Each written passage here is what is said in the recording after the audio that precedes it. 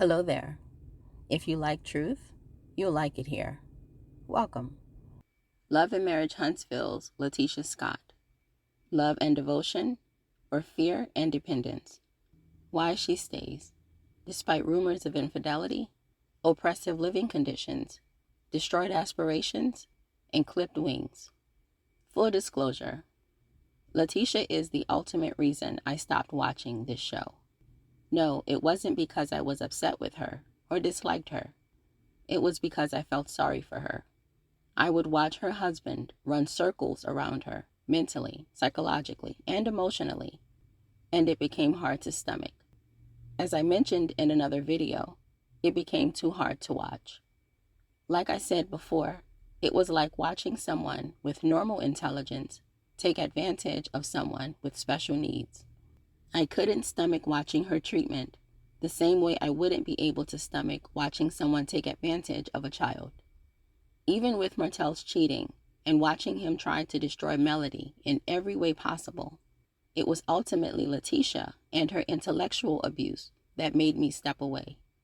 The other foolishness, like Martel's cheating, the never-ending gum-flapping of his paramour, and watching the cast gang up on and bully one person, Melody, I credit with helping me stay away. But what gave me my walking shoes was Leticia. Leticia evokes pure sadness in me. For her, here's a woman who you can tell, even if you didn't know her backstory, grew up on the wrong side of the tracks.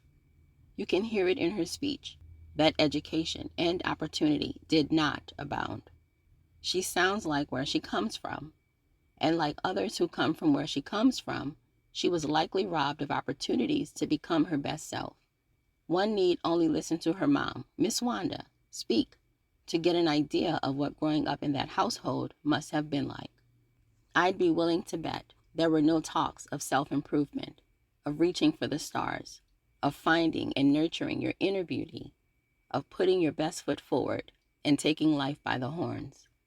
I imagine, instead, there was lots of cussing and yelling and demeaning and general neglect. No, not neglect in the criminal sense, though I think it is criminal to neglect the potential and development of a young person coming up in this world, so full of the possibility to be and do anything their heart desires. But I digress. What I mean is, I think just based on what we've seen of Leticia's mom, and honestly of Leticia too, that there was apparent and widespread lack. Lack in the tangible sense of actual resources, but also lack in the intangible sense. Lack of those things, those internal elements that help form a fully functioning and productive person. I think there was plenty of lack to go around. Now, of course, this was just my opinion, my assessment, made very early in the seasons, and also continuously throughout, before I or any of us knew any backstory. But my initial assessments rang true when, over the course of the show, it was alleged via Leticia's cousin that Leticia had been involved in theft and had been arrested, as had her husband, which didn't surprise me, because these are the typical things you'd see in an unstable and low-income environment. It was just proof in the pudding, as far as I was concerned, because the telltale signs were already there. So, not only did Leticia seem, in my opinion, to grow up in a less than abundant environment, with a less than positive, less than attentive mom, she also followed the typical and not unexpected course of turning to crime and getting arrested and otherwise becoming a part of the system. Now, I am not giving Leticia an excuse for stealing, nor am I blaming it on her environment, per se. I am saying it isn't uncommon for a person coming from where she's alleged to have come from to get caught up in the system, and sometimes the types of crimes, like the ones she's alleged to have committed, are a product of one's environment and not necessarily a reflection of who they are. Back to the video. But she broke away from that. Leticia stopped stealing, at least I hope she did, and she went to college to make something of herself. I love this for her, and I wish her ending could have been something other than what it became. But unfortunately, she did something many women do that stopped their potential dead in its tracks. She met a no-good man. The no good man I'm talking about is her current husband. Yes, I intentionally said current. Leticia met Marcel, and the rest is history. From what I remember hearing, she was doing an internship and poised to begin receiving offers from a big deal company that could have set her on a path to success.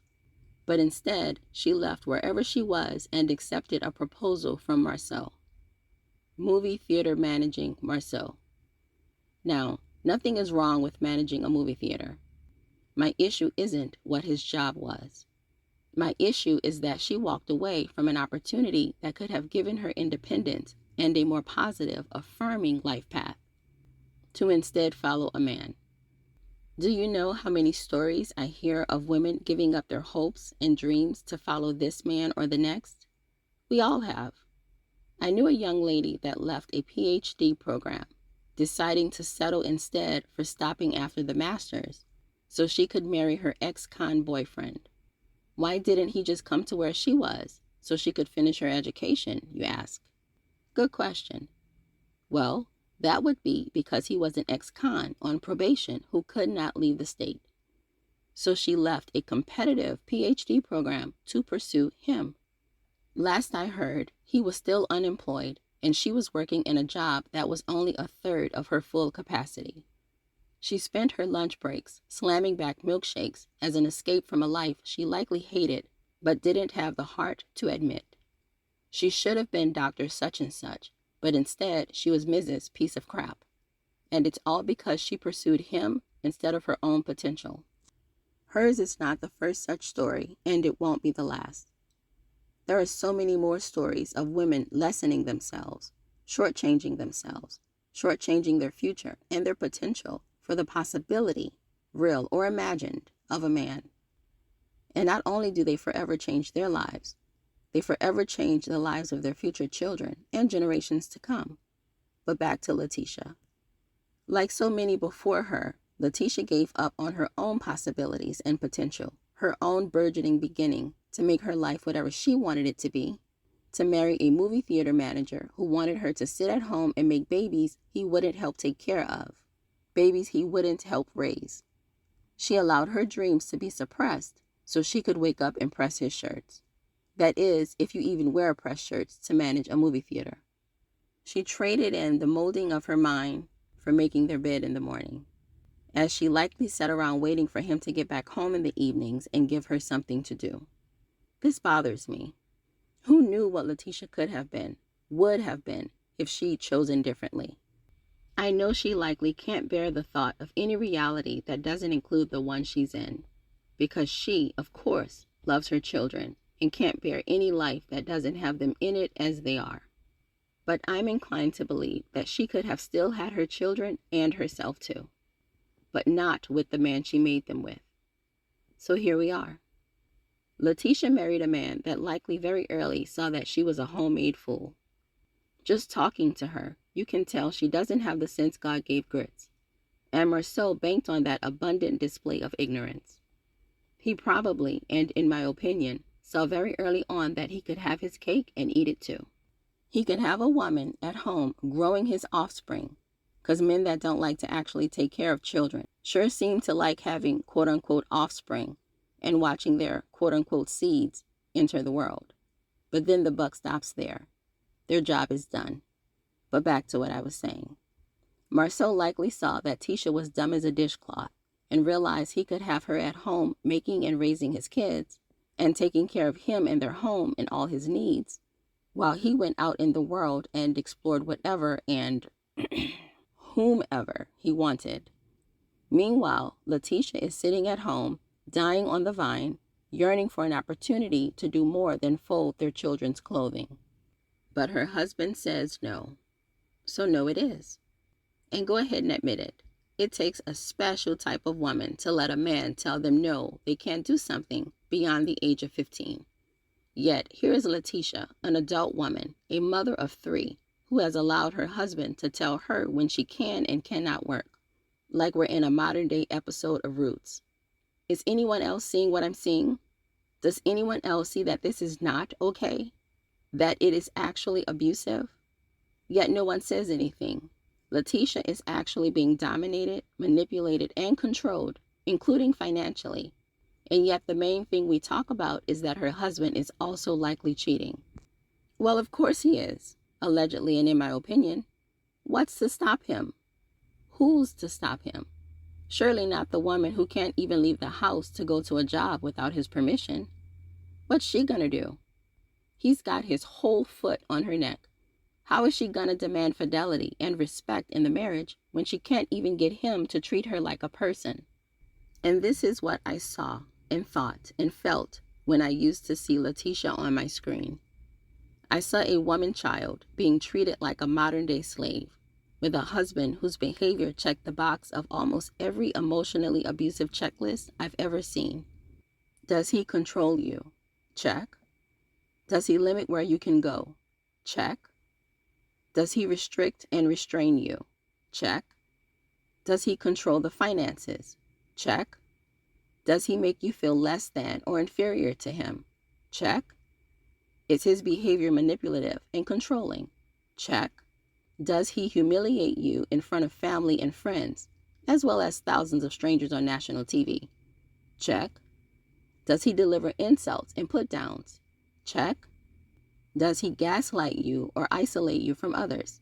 Check and check.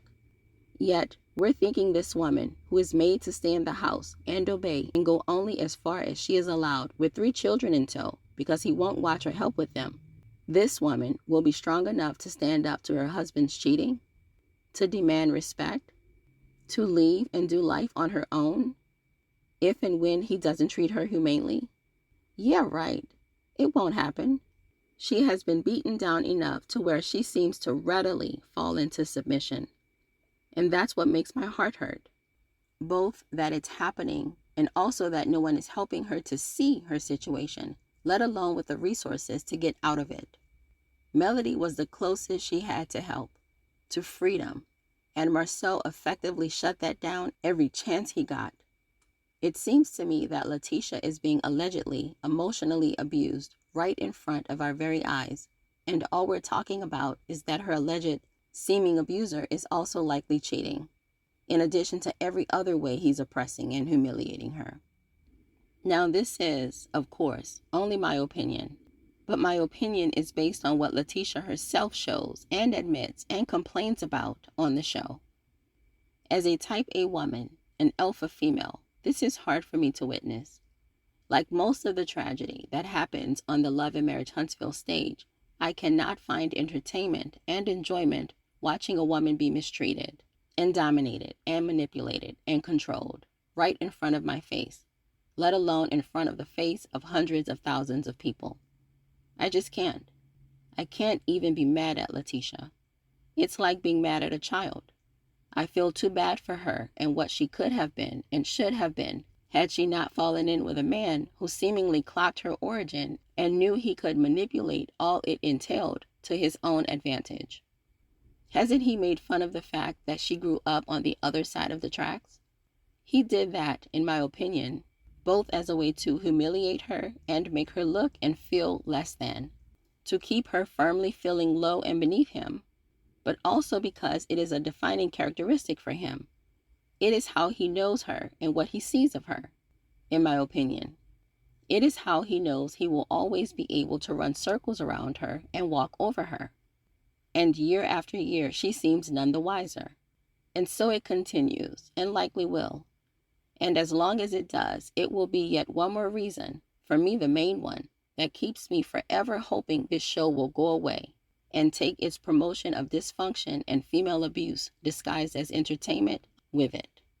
My heart goes all the way out to Leticia, and I can't wait for the day she comes to realize that she doesn't have to end where she started. I can't wait until she comes to realize that she too can be a force to be reckoned with. She's just got to get rid of the dead weight. All right, y'all, that's it, and that's all.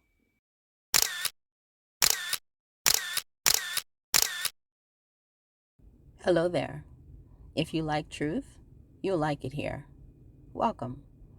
If you don't, or if you believe in groupthink or bullying others into believing the popular opinion, then this isn't the place for you. So go ahead and just cancel me now. On this channel, we don't discuss my truth or your truth. We discuss the truth, and no topic is off limits. So, log in, like, subscribe, get comfy, and comment. It's nice to have you here. So let's talk.